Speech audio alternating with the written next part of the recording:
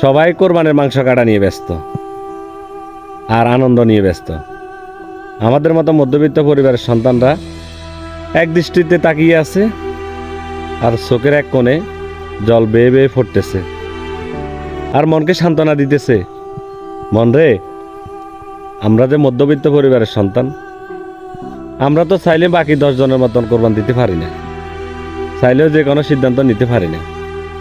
ইনশাআল্লাহ আল্লাহ যদি কোনো এক সময় দে, আমরাও তাদের মতো আনন্দ করব, তাদের মতো কোরবান দেব। সবাই মধ্যবিত্ত পরিবারের সন্তান যাদের, তাদের জন্য দোয়া করবেন, আল্লাহ যেন তাদেরকে সহি বুঝ দান করে।